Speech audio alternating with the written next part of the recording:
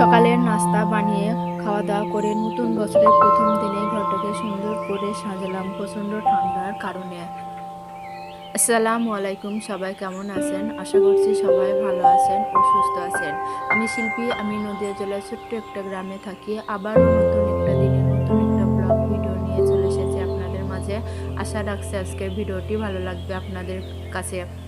আমার কোনো table cover নেই, কিন্তু এই সিটটা হচ্ছে শুটের সিট। তো যাই হোক, এটা বেকার পড়েই ছিল, তো সেই কারণে আমি এটাকে টেবিল কভার হিসেবে চালিয়ে নিচ্ছি। তো যাই হোক, আমার যা আছে আমি তাই দিয়ে সুন্দর করে সাজিয়ে গুছিয়ে ঘরটাকে রাখার চেষ্টা করি বা রাখি। তো যাই হোক, এখন এই তো এখানে ঠান্ডা পানি আর গরম পানি রয়েছে। তো এখন যেহেতু শীতকাল, তো শীতে গরম পানি বাচ্চাদেরকে খাওয়ানো উচিত, না হলে হয়তো ঠান্ডা লেগে যাবে। এমনিতে এভাবে মানে যতদিন শীত থাকবে ততদিন আমি গরম পানি বাচ্চাদেরকে গরম পানি আর ঠান্ডা পানি মিশিয়ে খাওয়ানোর চেষ্টা করি। তো যাই হোক, আমি এইভাবে যত্ন করি, তবু আমার বাচ্চার ঠান্ডা লেগে গিয়েছে, জানি না কি কারণে।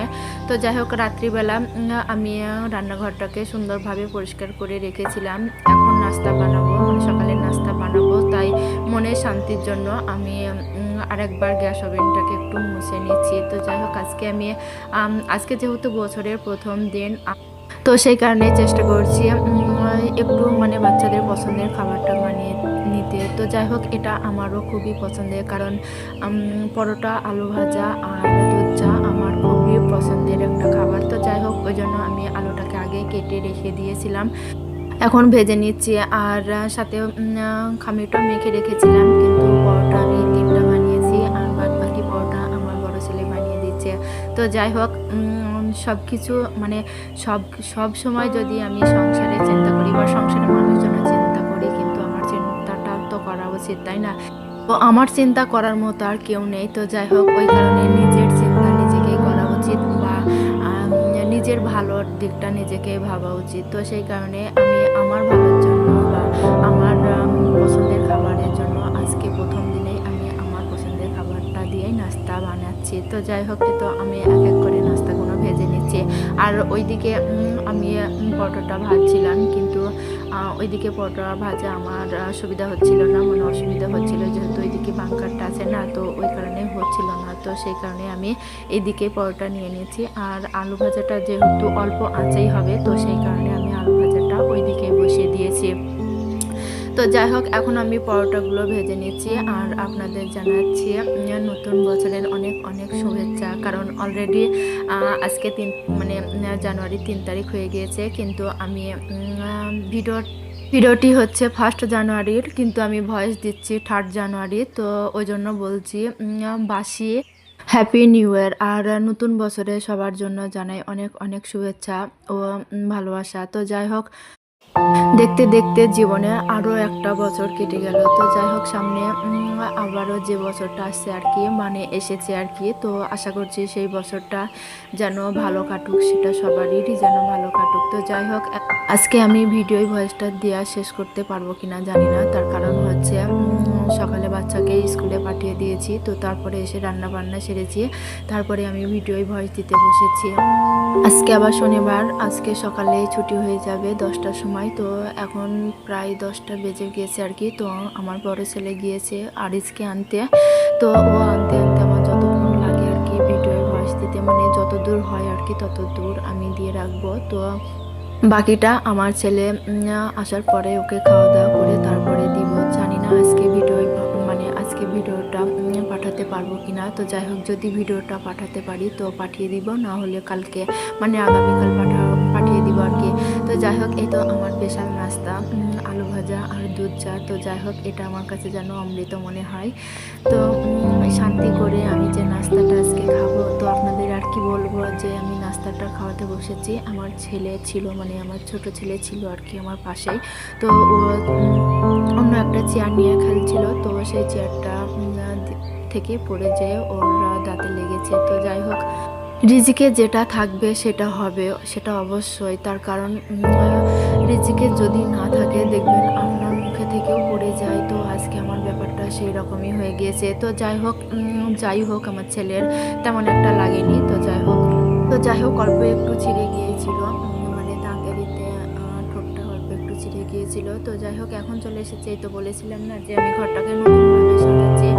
এটাই হচ্ছে আমার ঘর সাজানোর আইডিয়া আর কি। তো যাই হোক এটা হচ্ছে একটা মোটা বেড কভার, আর এই বেড কভারটা আমার হাজব্যান্ড মানে আমার বিয়ের পরপরই এনেছিল।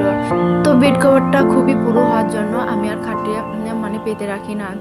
খাটে যদি পেতে রাখি তাহলে কাচতে আমার খুবই কষ্ট হয়, সেই জন্য ওকে আমি তুলেই রেখেছিলাম।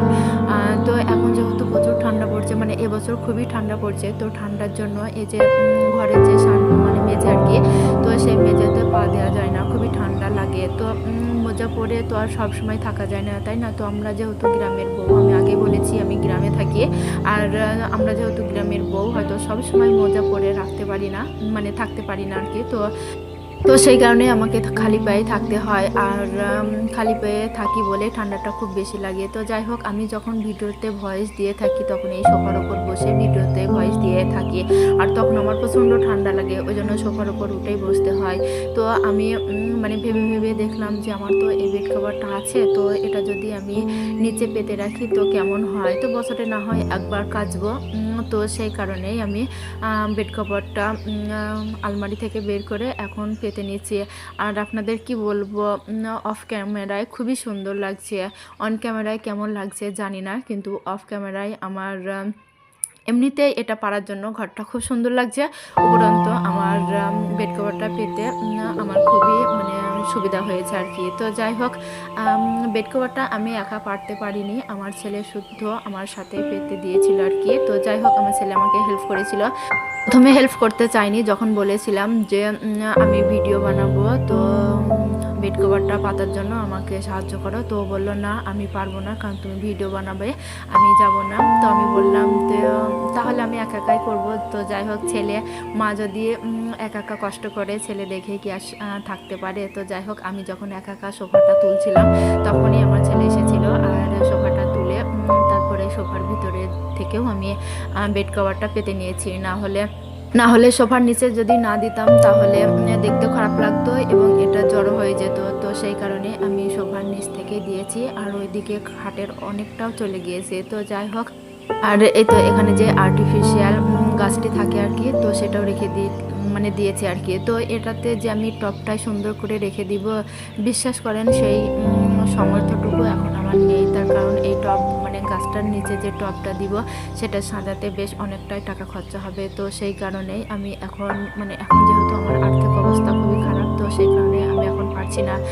হয়তো এই কষ্টটা আমার আর বেশি দিন থাকবে না, কারণ আমার হাজব্যান্ড অলরেডি 1 মাস হয়ে গিয়েছে কাজ করেছে, আর হয়তো 20-25 দিন পরেই টাকাটা দিবে।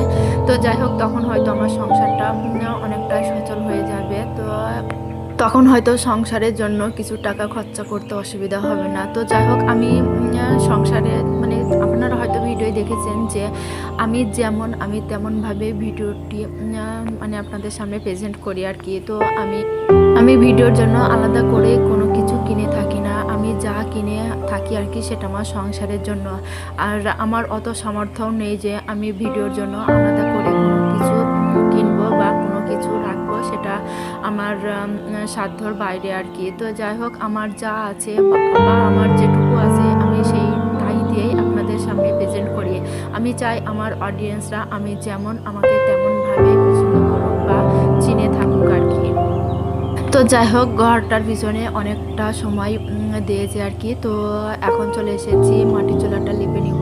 যে মাটির চুলাটা কালকে লেপেছিলাম, মানে পরশুদিনকে লেপেছিলাম, কালকে রান্না করেছি, আর আজকে আবার বাসি চুলায় রান্না করব। তো সেই কারণেই আজকে চুলাটা লেপে নিয়েছি। আর আজকে যেহেতু বছরের প্রথম দিন তাই না, তো চুলাটাও লেপে নিই আর কি।